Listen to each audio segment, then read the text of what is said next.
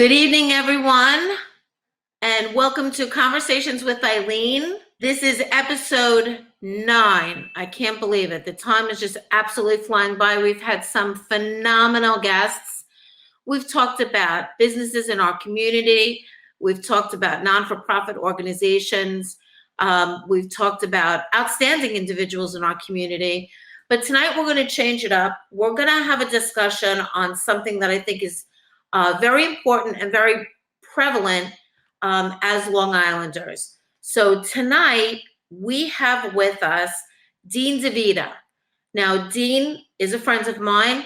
He's also the National Conference of Firemen and Oilers president, and he's also the vice president of Local 32 BJ. And he's got a lot of really important information to bring to us as Long Islanders who commute to the city and Long Islanders that work on Long Island. So without further ado, let's bring my friend on. Hi, Dean. How you doing, Eileen? Listen, it's always good to see your smiling face, my friends. I don't believe that. I want to tell you, and I want to tell people something about you that people don't know. He makes the best homemade pizza. Well, a lot of people know it. That's my true profession. So I'm not giving away any spoilers. No. That's my true profession. This is like a side gig for me. Can I tell the story? Dean and I, very funny story. We actually lived in Bayside in a co-op next door to each other. And Dean would make this unbelievable fresh tomato and garlic and basil.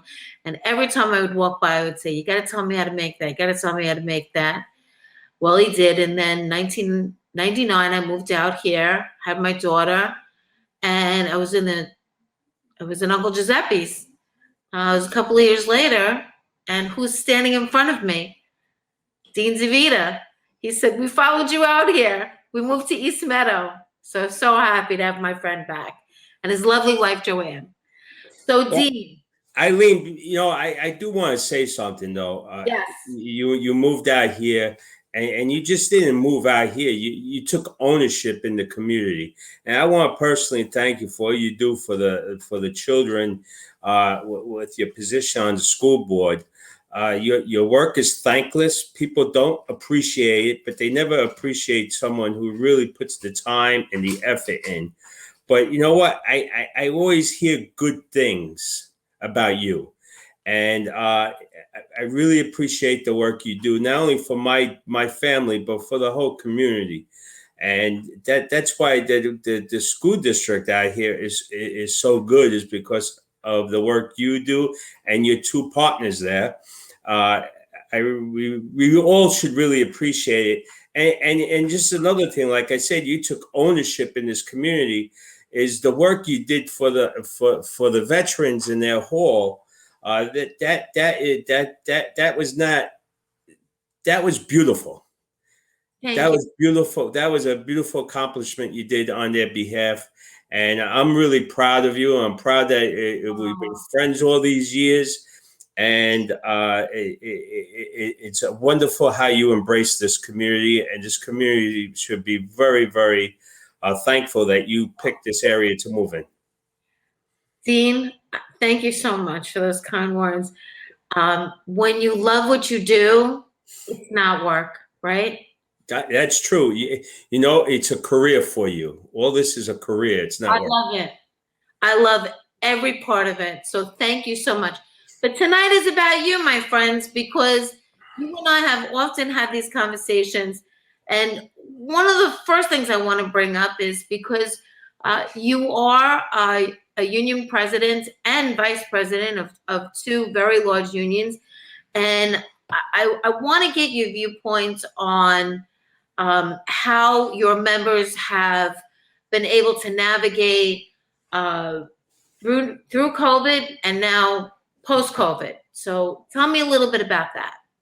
Well, it has been an incredible story, not only of my members in our union, but work is out generally. The people who work in restaurants, the people who provide service in the hospitals, what they did during this national emergency was amazing. But that's America. Americans rise to the top, just like on 9/11. Every worker went down to the World Trade Center. This was just a different type of war, and everybody stepped up and provided service during the time that was most needed to our nation. The work on the front lines should never go unnoticed. This is not only a story about COVID. Our nation was under attack by COVID, and between all our transportation unions and SCIU, and we are also affiliated with 1199 with the hospital workers. We must have lost over 700-800 people, passed away. It's heartbreaking. So all workers stepped up, but the union members, as always, really performed during this horrific time in our history. And they must be applauded. And it's nice to throw rose petals at them. But sometimes in the last couple of years, I started feeling that Americans started to forget the history of what labor unions really have done for the American worker and their family. I realized I was wrong. And I'm glad that I was wrong, because during COVID, we were able to prove to a lot of people, and they got to witness the work all labor did to protect our members and their families during this crisis. Many of our members, the unions achieved life insurance increases for them. That's awesome. Wage increases. We made sure they had the tools to work in a safe manner. And this is something I'm really proud of being president of this union, that for the first time since 1965, they did a survey on Labor Day that 67% of Americans support unions. So that, to me, was a strong message from our nation. Hey, listen, unions are not perfect. But what all the unions did during the crisis, compared to what took place in non-union companies, there was no comparison. Right. And we made our share of mistakes because it was something new to us that we never dealt with before. But the labor organizations did a really good job representing their people. But the labor organizations only were able to do a good job because their members did tremendous, historic work that nobody ever seen before. These members really rose up. Yes, they did. Yes, they did. Dean, I will share with you. You know that I'm a New York State licensed optician, and I've been a New York State licensed optician for 30+ years. We had an opportunity many years ago, over 25 years ago, to unionize, and we never did. And I will tell you, as someone who does not have the backing of a union, I feel it. I don't have a pension. I don't have health insurance. I don't have the protection behind me. And for someone in my situation where I'm a single parent, it's frightening. It certainly feels very secure knowing that you have representatives that are willing to fight for you. And I commend every single union member for doing their job, for standing up for what's right, because I've said this before and I'll say it again. Unions built this country, and I thank you all for your leadership. Well, it's not really my leadership. It was the leadership of the folks years ago. And Americans really need to study history and respect history. In 1980, you mentioned pension plans. There was approximately 130,000 pension plans in this country. Today, there's only around 24,000 of them. So, Wow. they've been reduced That's scary. tremendously. But for a strong union is the membership. And one thing we did during COVID, which I mean my people, my Secretary Treasurer Robert Smith and his gang of thieves in Kentucky organized the University of Kentucky during this crisis. And to me, that is one of the most incredible stories, because those people were desperately seeking protection from a union in the time they needed it most. Right. But again, it's not the union, it's not the logo, it's not the label, it's not the offices, it's the members. It's always about the members. The men and the women. I like to hear about that. So let's switch topics a little bit, because you and I have talked a lot about this. Transportation. So I have a very strong opinion about our environment is in crisis. With regards to transportation, what initiatives can we look at? And you know that I'm an advocate for a climate smart community.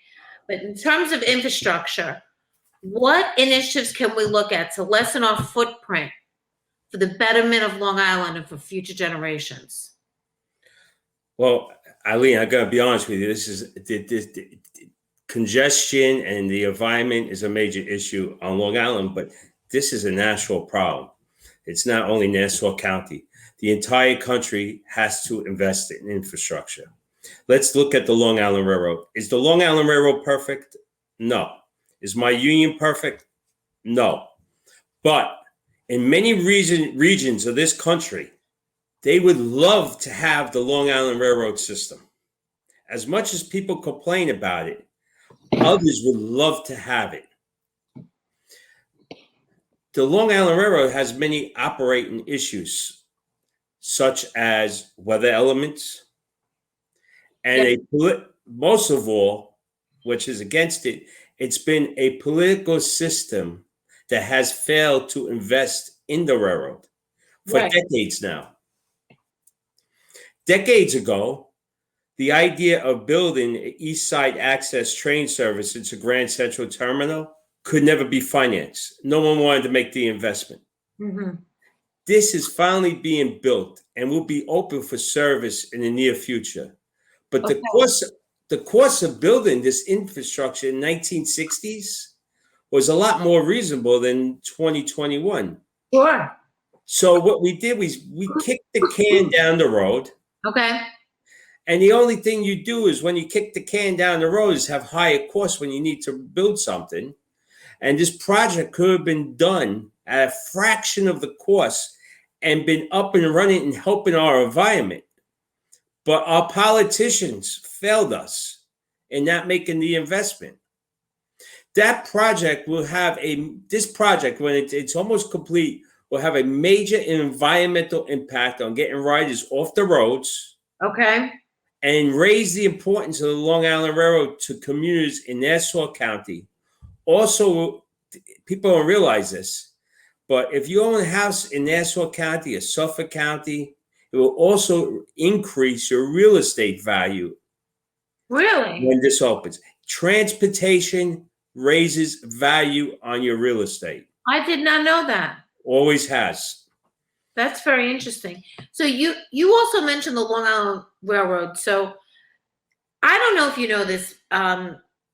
We have some mutual friends, and then we have a separate group of friends. But and also I'm an optician and I work in North Montauk, and I see Long Island Railroad employees come in. We have a significant population of Long Island Railroad employees that actually live in Nassau County. And I think that as we start to see people return back to the city to work, a big issue, a big concern is Penn Station. It's a mess. It's outdated.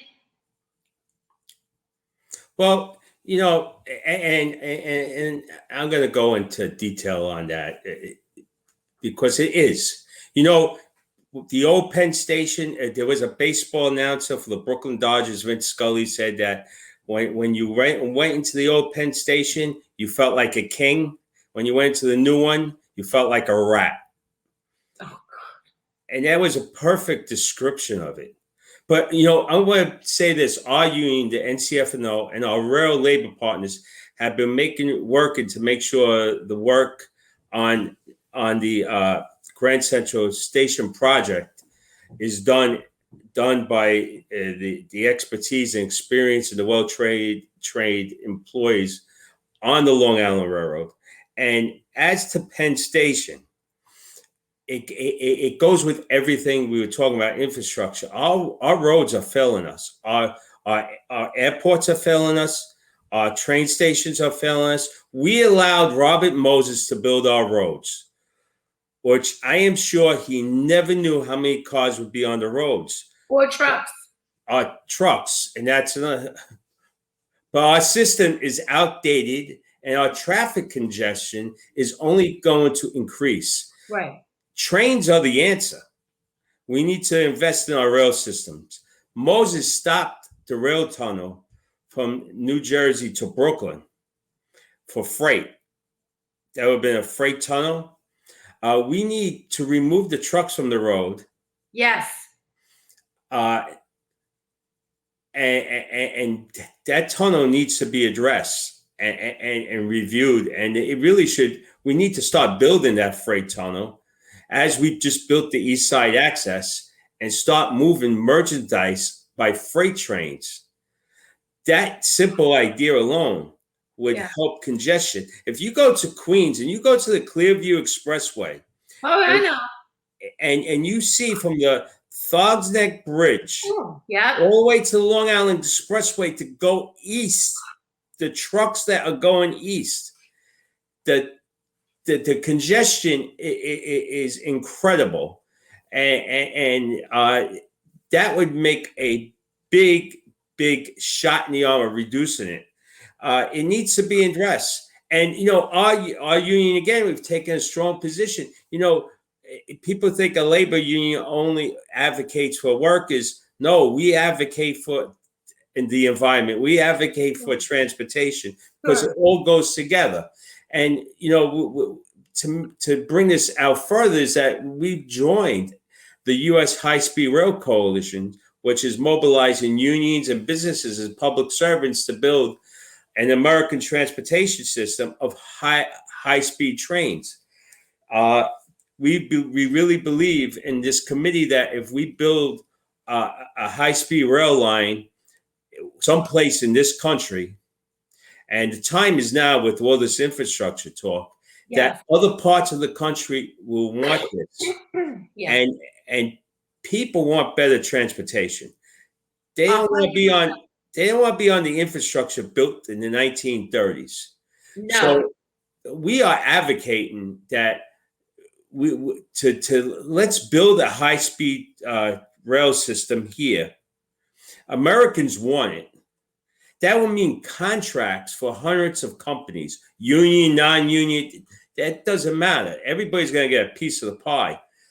To compete in the 21st century, America needs a high-speed rail. In other countries, over 20 nations have high-speed rail networks. The United States has zero. We don't have a high-speed train anywhere.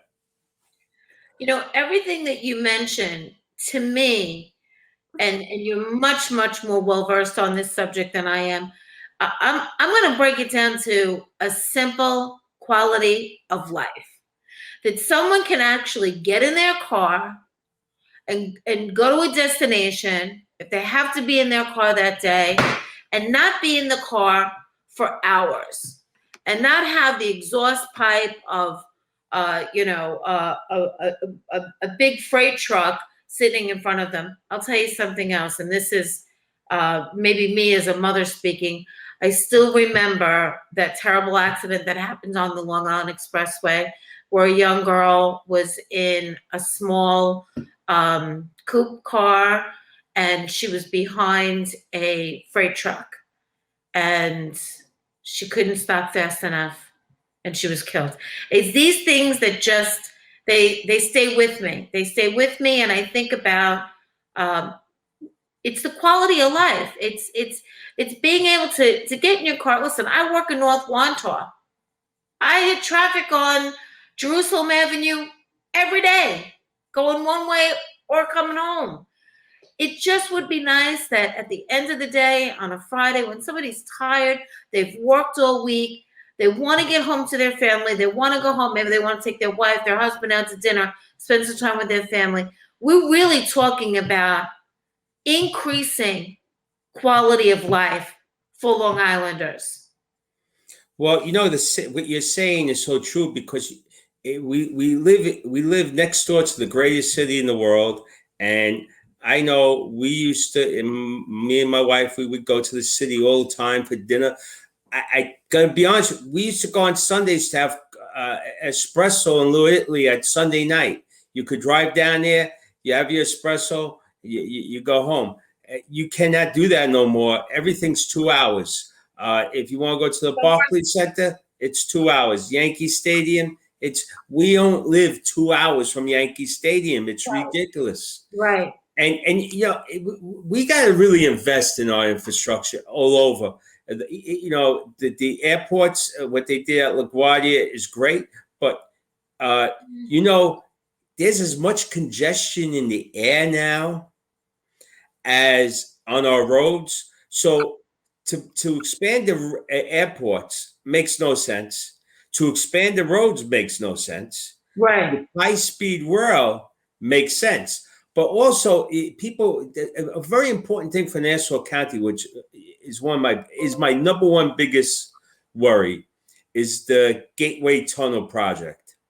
Okay. And that needs to be financed, and that needs to be started immediately. We are 10 years behind on that, as we saw what took place during Hurricane Sandy. And just last week, again, that crazy storm we had. We are playing with fire, not moving forward on this project, which is the Hudson River tunnels. And if we had another storm like Sandy, we may lose these tunnels. And what a financial hardship that would be on Nassau County. Right. But a really strong possibility, those tunnels could make this nation fall into a depression. That's a scary thought. So we really got we got to start investing in the infrastructure, and not only transportation, but high-end internet. The schools need them now desperately. We saw what happened with COVID. Let's hope we're getting past that and we don't deal with it again. But we need to be prepared for our children. 100%. 100%. And one of my biggest pet peeves are our roads, the condition of our roads. I can't tell you how many people reach out to me and say, my car got damaged because I hit a pothole. And you know what? We're all coming out of a financial crisis. I don't know one person that hasn't been affected by the pandemic. Either, they took a cut in pay, or maybe, I was out of work, for 6 weeks. That was scary. I didn't get paid. People can't afford to have unnecessary repairs to their cars. And road repair is a really big pet peeve of mine. And the fact that there are alternative options, and we're not even looking at them. You and I talked earlier. This is common sense. You got to have common sense with some of these things, and I'm wondering where's the common sense? Well, it's the same thing. What you're saying about the roads. Let's not fix the roads. Let's wait another 10 years. Let's wait 10 years, and we'll have the same situation as the East Side access to Grand Central, where we're paying way more than we should have, and the same situation with the tunnels from Jersey to New York. Right. where it's going to be a huge financial commitment. So in 10 years, we'll fix the roads then when they cost a lot more money. They do a lot more damage to Yeah. people's cars, and people will get hurt, and God forbid, somebody could get killed. Yeah. That's, that is my biggest fear. I have 2 kids that are on the road, and I have family on the road, and these are just things that are avoidable. But as you said, the time to act is now. It's not in 10 years. It's not in 5 years. It's today. It's tomorrow. Get a plan together, get the experts together, and let's get the job done, because the clock is ticking and we're not helping ourselves. What you said is you got to get the experts together, and concerning the roads, you got to get the people who work on the roads and who understand the roads, not somebody who's sitting in an office someplace. Yes. The only thing they know about the roads is getting in their car and driving on the roads.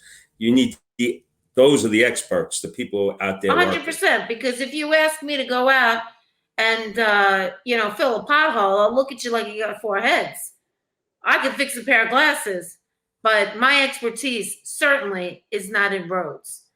But some other topic I wanted to cover with you, which we had talked about a little bit earlier, was post-COVID. It seems like there's been such a shortage of supplies to big businesses.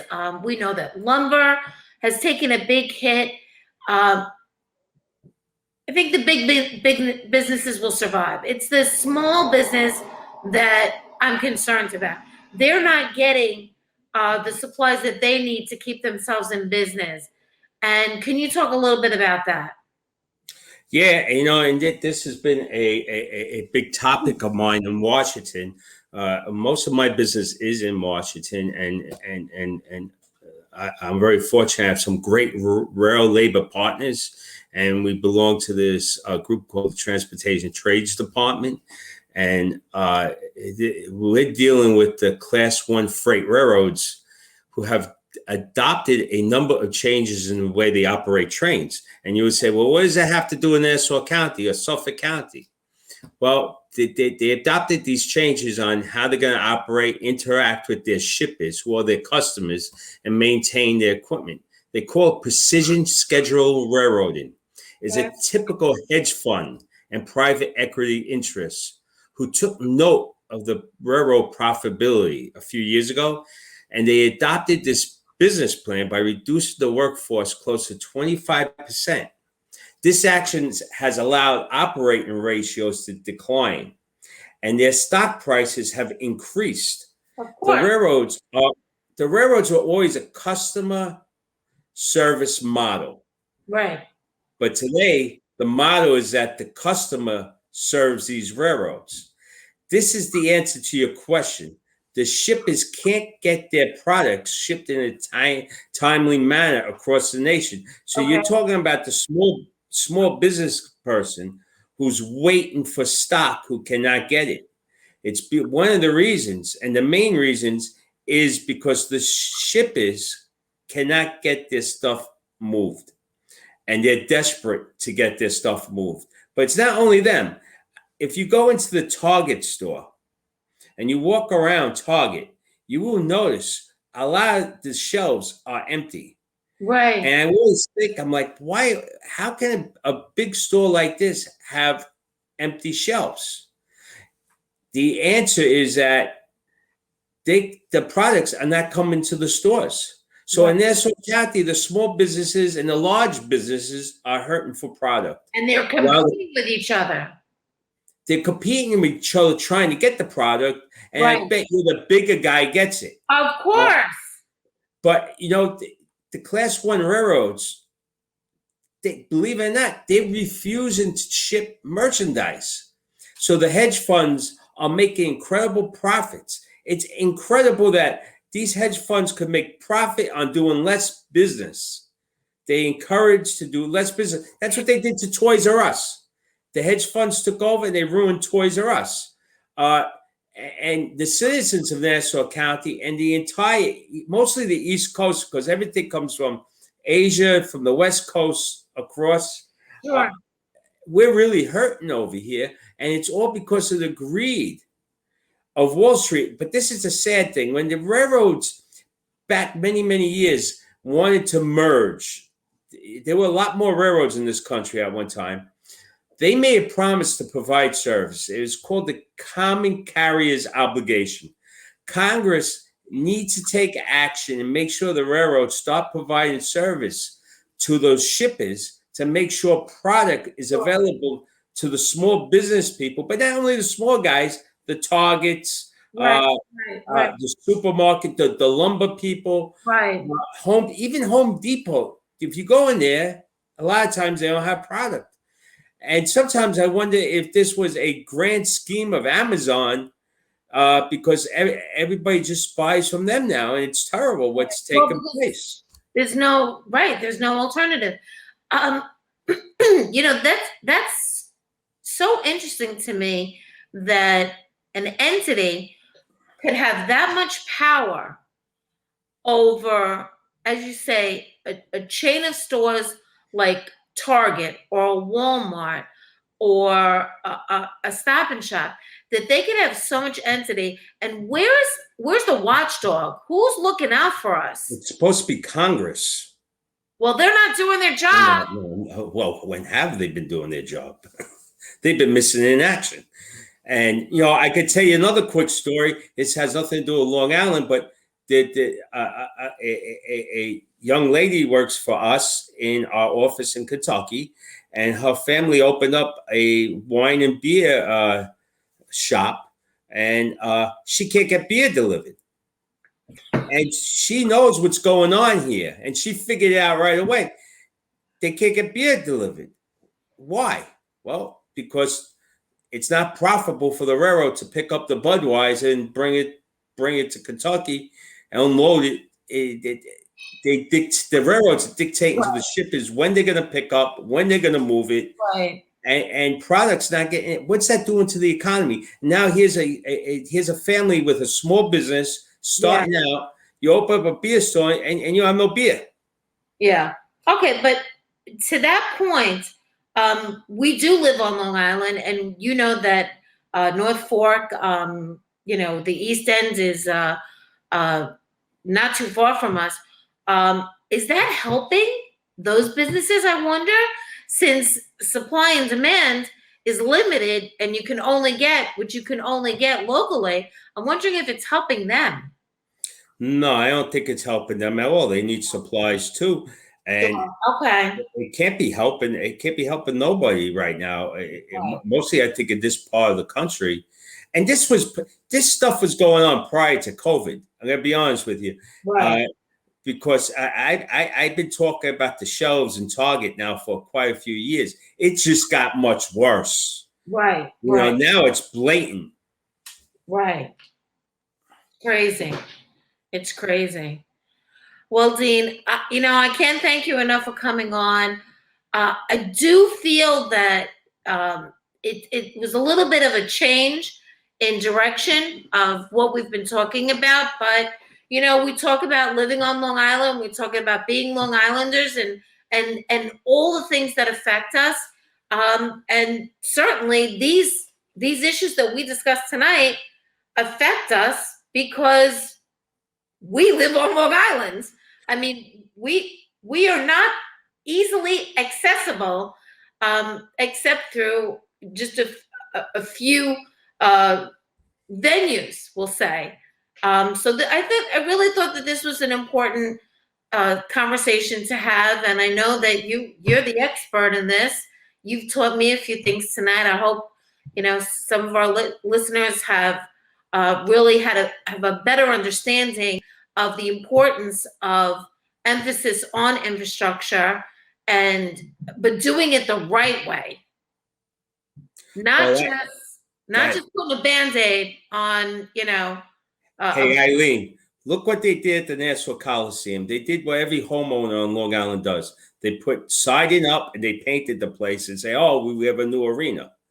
Wow. And then now they realize that that was still outdated, and they had to build a brand new arena. What, 6 miles away? That's a very sore subject with me, I have to tell you, because I remember when was it? I think his name was Chang. When Chang wanted Wang.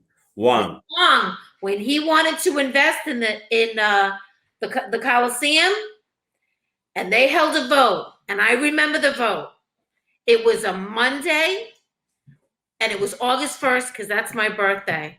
And I thought to myself, who the hell is going to take off on a Monday to come out and vote to allow this guy who was going to take on the entire responsibility, the entire financial burden, and build and redo a beautiful Coliseum? We'd still have the Islanders here. But and that also, was many years ago. How about the office space he was going to build? I remember the residential space he wanted to build.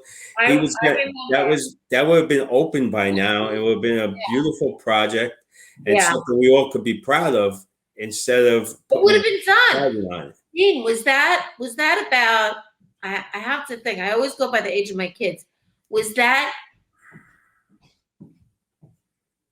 10, 12 years ago? It has to be.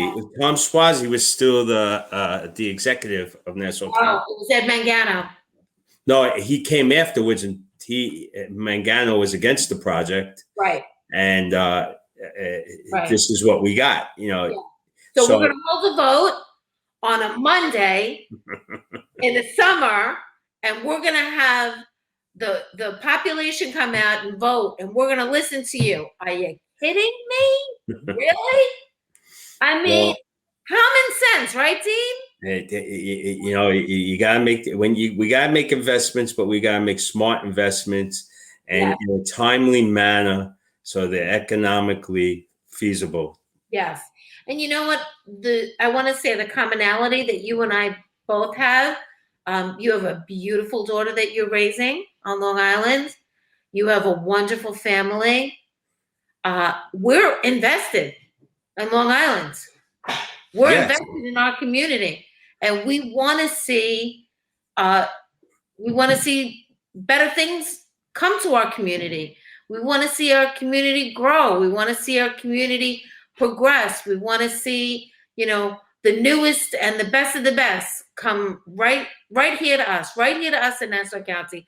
But that's only going to happen with people, experts like yourself, that are willing to have the conversations that people have, but they have them amongst themselves.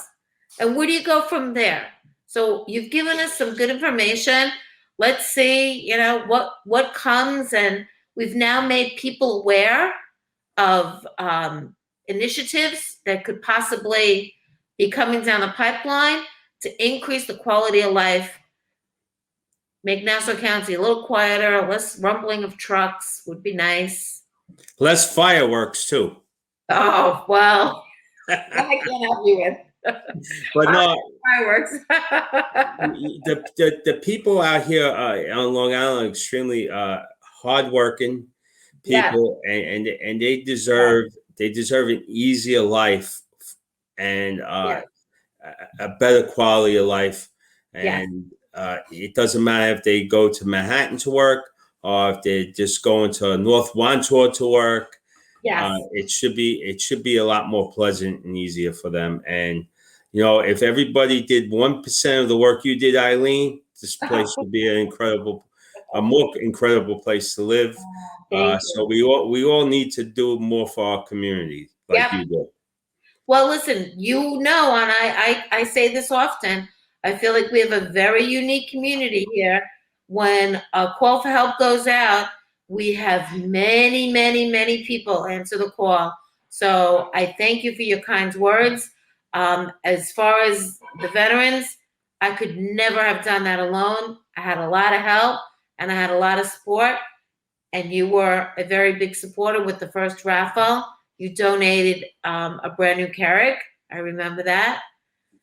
So thank you very much.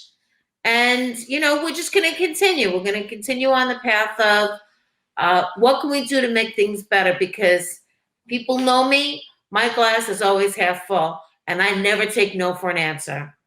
Yeah, you always tell me that, and you make me do the same thing with you, shake me down. But but the work you do with the veteran, there's a lot of veterans out here in this area, and that was beautiful thing you did. My father was in World War II. He's not around no more. So, but every time I see one of these guys, I think of him, and I'm glad you advocated for them and helped them with that situation. And I know they're very proud of that place. Oh, they're my family now. Are you kidding?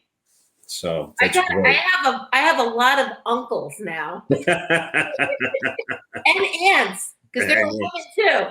Yeah, there was a lot of women during the war effort. People don't talk about that enough. Oh, I do.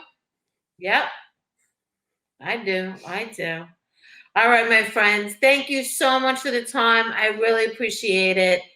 Well, Eileen, thank you for everything you do. Thank you for inviting us here today. We appreciate it. And my wife and daughter, thank you for everything you do for the community. So as a family, we're grateful for you. And I'm lucky to have you as a friend. When you shake me down. You don't know what's coming yet, my friends. All right. Have a good night. All right, team. Thank you. Take care. Good night.